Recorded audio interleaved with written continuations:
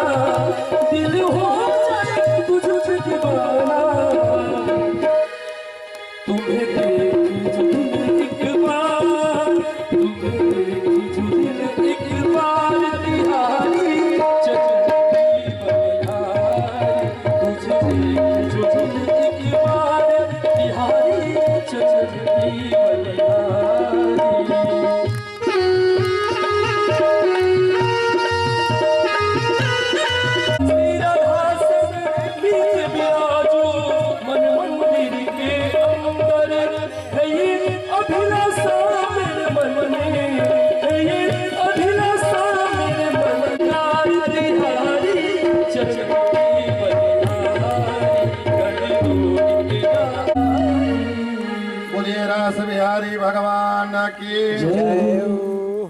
अब जब भगवान का कल रुक्मिणी के साथ विवाह के प्रसंग मैं सुना चुका हूँ। रुक्मिणी जी के पुत्र हुए प्रद्युम्न और प्रद्युम्न जी के पुत्र हुए अनिरुद्ध।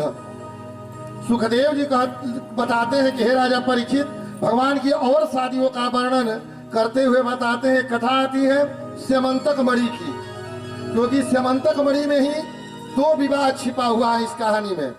स्यमंतक मणि क्या है? तो सूर्य भगवान के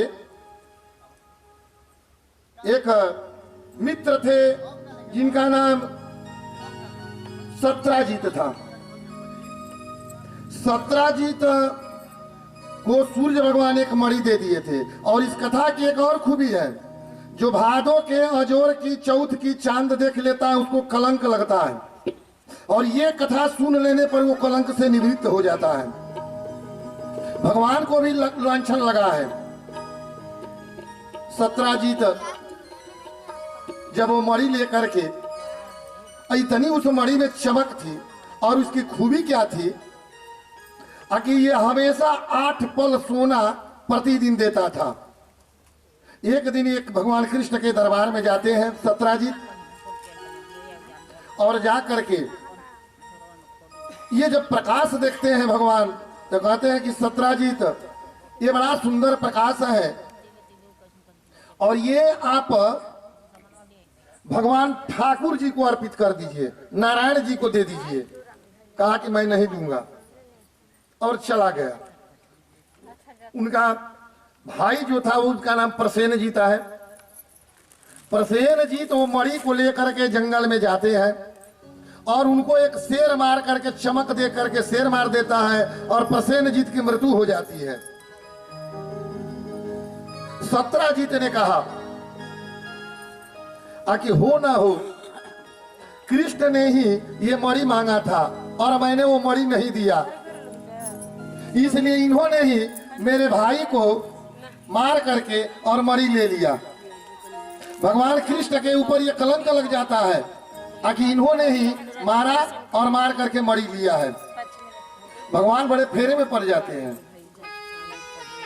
क्योंकि ऐसी उस चांद, भगवान ने चांद देखा था, उस चांद की खूबी थी कि इनके ऊपर न करते हुए भी कलंक लग गया।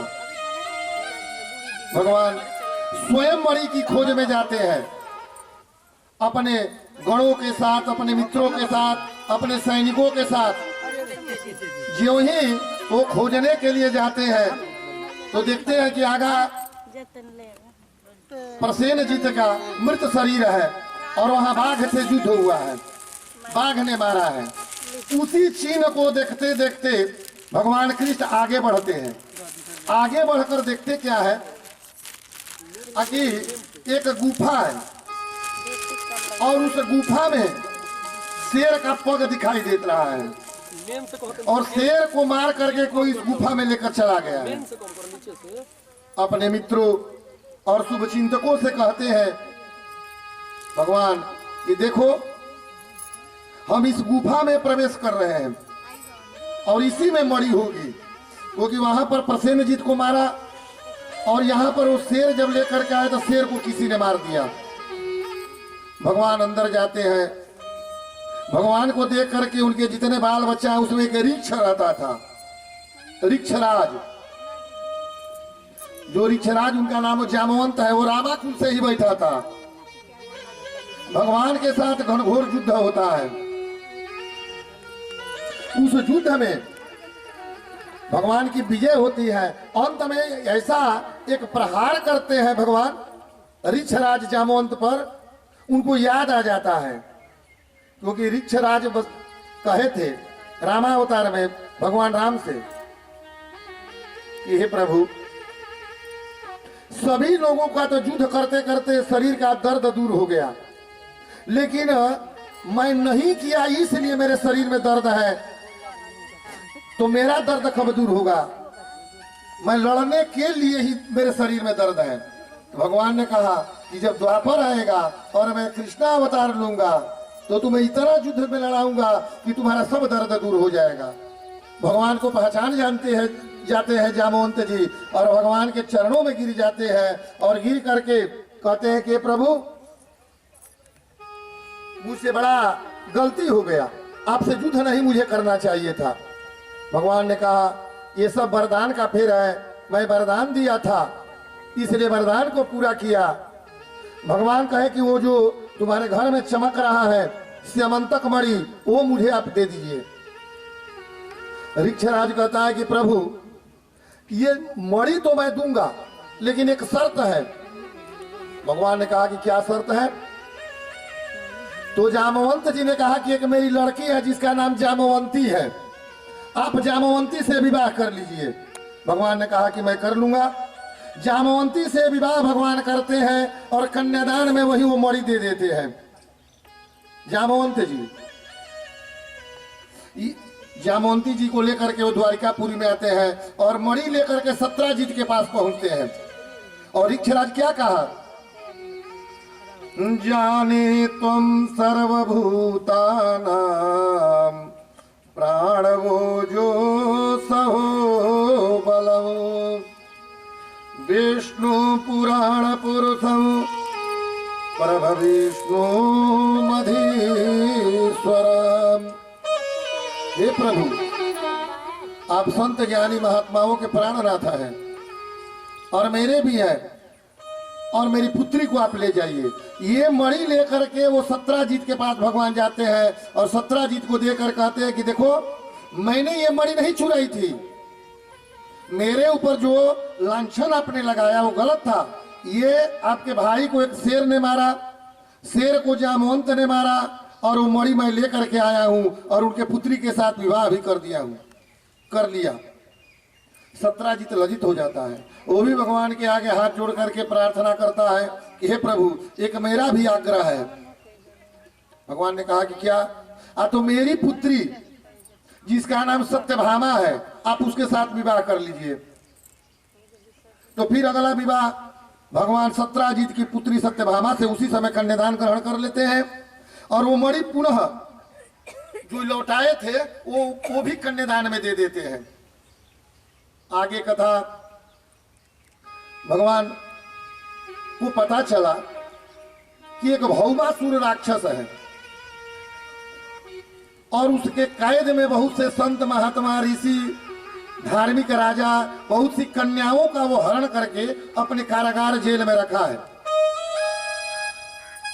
भौमासुर का राजधानी जो था वो प्रागज्योतिषपुर आता है।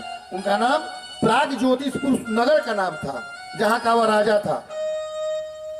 ऐसा अपना किला बनवाया था कि चारों ओर से पानी, उसके बाहर हिंसक जीव, इसके भीतर सैनिक, उसके अंदर रहता था।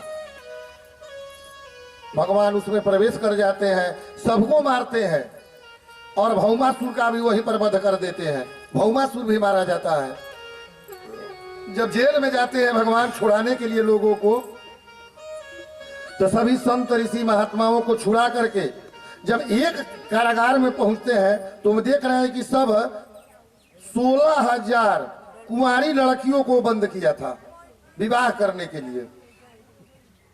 भगवान सबको छुड़ाते हैं और सब मिलकर के भगवान से प्रार्थना करती है कि हे प्रभु, अब हमें कौन अपनाएगा।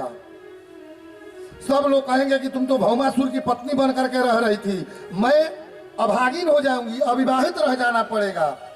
वो भी नहीं किया, उसको भी आप मार दिए। तो भगवान ने कहा कि चलो, किसी को कोई नहीं अपनाता है उसको भगवान अपना लेते हैं और भगवान ने 16,000 रानियों का उसी समय ग्रहण कर लिया।